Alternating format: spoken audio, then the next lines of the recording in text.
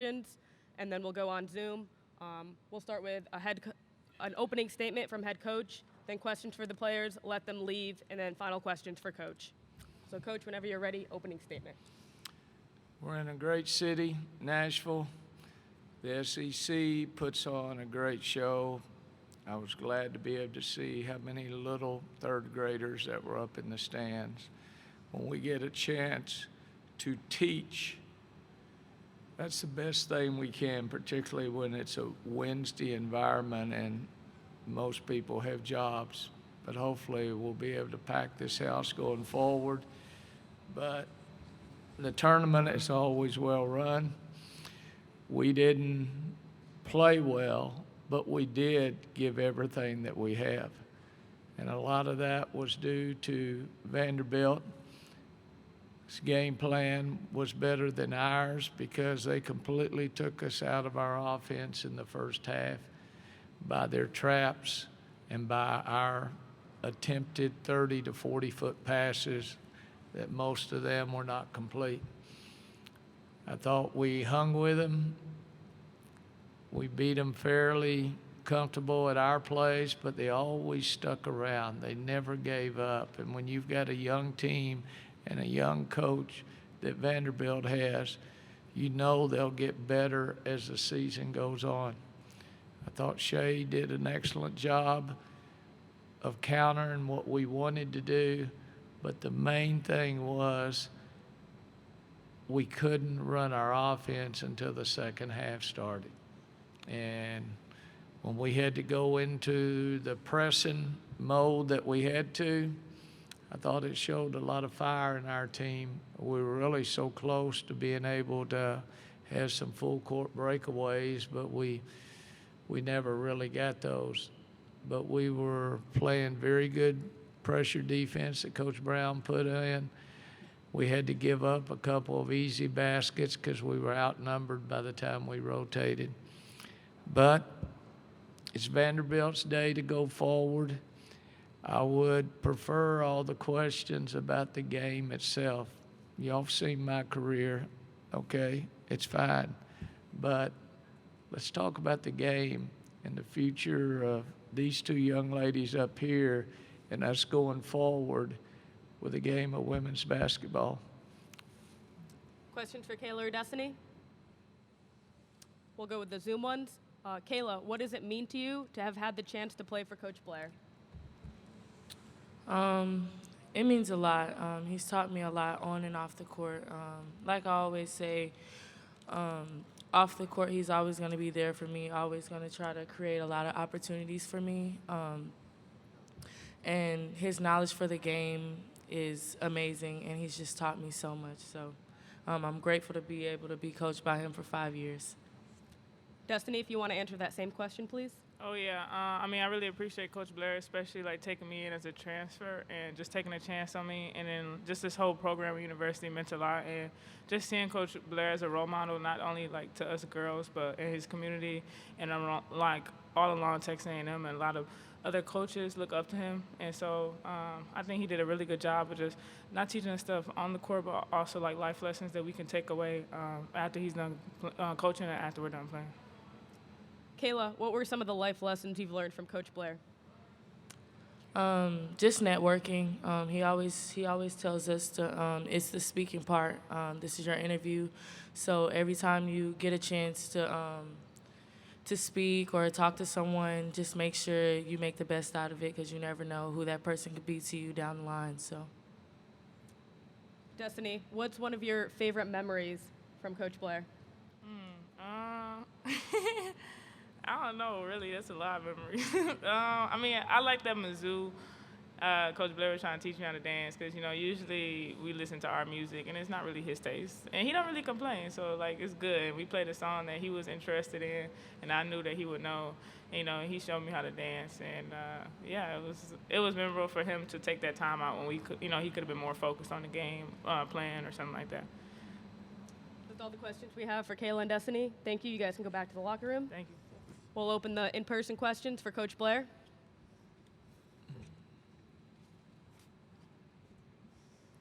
Hi, you mentioned, that Vanderbilt's defense was kind of taking you guys out of your offense. What specifically were they doing, and what role did, Jordan Cambridge, their point guard, play in that? Our offense is all about timing, cuts, screens, whatever. We never could get into that. And then I thought we got very shot happy in the first half, and we were shooting early in a possession instead of, once we finally broke the press, to sit up there and have enough poise to realize we've seen this all year. We're not the most athletic team in the world, but we're a very good shooting team. And I just think we panicked. They hit some tough shots. We kept thinking we're going to be okay. And it never happened. And they were not doing anything that we haven't seen or what they did the first time around when we played them. They just out-executed. And then it's hard to make that comeback. It's like in a horse race when you're getting beat so bad, you find that second gear and you run up right next to the leader and you're right there with him neck and neck. And the leader looks over at you. Is that all you got? And then they just took off on that last quarter. Maybe that's why I'm reading that book called The Gun Lap right now, because this has been my gun lap all year, and I want to be able to do it as well as I've done early in my career. But this was a great team to be able to try to do that gun lap with because of the maturity. I didn't have to depend on a lot of freshmen early in their career. They'll grow up someday. But I was able to have juniors and seniors and grad students that had the maturity to be able to handle this year that we went through. And folks, it is hard doing it this way, but it was best for the school and for women's basketball going forward to do this so-called victory lap. It's not a lot of fun doing it, I promise you that. And at times, I wasn't the best husband in the world because I carried too much of my job home at times. And sometimes your preparation on that next opponent is not as good. And that would be the same out in the business world. If you were leaving, like my mother left for Public State Bank in her last year, what was that like? Could you be as good in that last year as you were in the prime of your life? This year I wasn't. If I was, we would have a different one-loss record. The SEC is strong. We won it last year, but the SEC is stronger this year than it was last year, particularly at the bottom. The bottom caught up to the middle. Teams like Florida shot up with an interim coach taking over a program in September or August. She's got a good ball club. Shea Ralph coming in, Mulkey down at LSU. There was a lot of the guy at Mississippi State. There was a lot of people that had to find their way in a hurry. And we just never could consistently put it together. So there's no apologies. I look up above my television every day, and I will ask myself, today I gave everything I had. What I've lost, what I kept, I've lost forever. And that's what it is in life. How many times do you get up every day and, boy, you're at your best? It might take to noon to be at your best, or it might take to 5 o'clock. But that's what I didn't do. That's something that'll eat on me for a long time. I wasn't as good when I had to be good. When you had to be good, it's all about teaching and coaching, not the game itself. I'll get better going forward. Right over there. Gary, when Shay was up here, she said there was a day back early in her assistant career where you sat with her in a high school gym somewhere and nobody knew who she was, and you talked to her for about 45 minutes just about the game and coaching. And she said, I don't even know if Gary would remember that, but I sure do. One, do you remember that? But two, when you look out at the landscape of women's college basketball and see Shay and some of the young coaches that have come up and kind of idolize you, what does that mean to you? Means the world to me. The other night, Sunday night, I was sitting there watching Jim Boeheim at home against Mike Krzyzewski, a 77-year-old playing a 75-year-old, and I'm the 76-year-old. And I met both of them just one time apiece. And I'm reflecting back on their careers as much as mine, and how the Shays are moving forward, or how my former DOB, Mike Neighbors, is doing it at Arkansas. Sometimes you've got to be given that chance. And at Louisiana Tech, I was given that chance to be the assistant coach back when there could only be three of us. I had two of the greatest around, just like Shay has had, Chris Daly, and she said, Gino, I mean, what an audience that you can be around. I had Leon Barmore and Sonja Hogue. I'd coached 8 years of high school, but I didn't know how to coach or to teach. And that's what you have to do, is to step over and get in that pilot seat and see if you're ready for the opportunity. And a lot of people are not.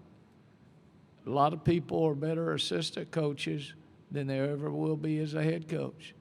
But sometimes Shay was given that chance. She delivered a home run.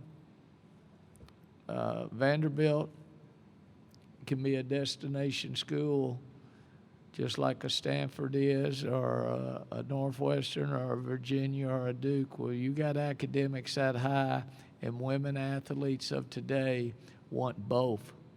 They're not getting ready for the WNBA and going out after a year. They're trying to finally get an MBA where they're at. And so she's got a great training ground here. She knows the game. The only thing she hasn't had to do in the last 20 years, she's coached nothing but 5 stars and sat in the same living rooms of rock stars. Or you come to Nashville, Dirk Bentley or Blake Shelton or Loretta Lynn. She's been at the top, and now that experience is showing with her calm demeanor out there and still having a little fire in her, because I believe they've lost 7 out of 8 coming into this ball game. But you don't ever give up. You get better. So I wish her well going forward, and she'll have this program back at the top 25 level in a couple years. They'll be there. We've got a few questions on Zoom. First question, how much energy did it take out of your team to cut the lead to 6 in the second half? Our bench was alive. I could hear them behind us. I could hear our fans behind us. I could feel the momentum changing. But like I said, it's about that horse race. Can you get up to them and then still complete it? They're not going to hand it to you. They're going to remember how they got it. And I think they scored an easy basket to get it to 8, and then a couple gifts by us, but we were not scoring back. You've got to trade baskets at that time when you're into the type of defense that we were having to play to get back. Did I answer that question, or did I ramble through as usual? I think you answered it. And then last question, what was the end of the game like for you today? Hurting for my kids. I think that was it. I knew what they had gone through this year, and I couldn't see the score. You couldn't see anything. And I'm really thinking about that thing that came out about 10 days ago, what Tom Izzo said about shaking hands instead of doing the wave. And he said, if we start taking away handshakes after a ball game or a business meeting or something like that, we've just caved in. And Izzo's comment was as good. And a little bit, I was thinking about that as I was waiting Shade to finish the celebration and to come over and shake hands with her and her staff. That's how you do it in college athletics.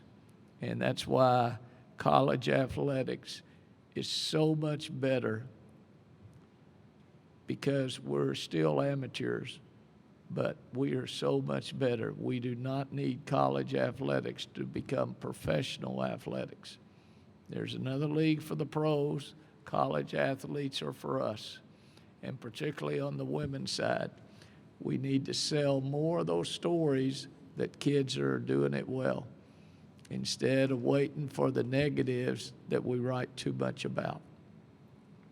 Folks, y'all only going to have about a couple inches to write. Everything should be written about. Vanderbilt, it's been a great run. Thank my family. Thank my administration. I thank my basketball team and all the players. Last night at 1 o'clock, I got a text from Adora Lanu, played in Spain for 8 years. She said, Coach, I'm leaving Russia right now on a plane to come home. She's been playing. And I said, hopefully you're going to land in the USA. And she said, no, we cannot fly to the USA anymore. We have to go through Turkey to be able to have a chance to come back home. All of a sudden, reality just hit us smack in the face. We're just playing a game of basketball, and the Alanus are trying to get their daughter back home. And her brother's over there playing in Europe as well, but not in Russia. So it makes you appreciate what we have. And now, what are we going to do about it? So I appreciate all of y'all. I'll be out listening to country western music tonight. Thank you, Coach.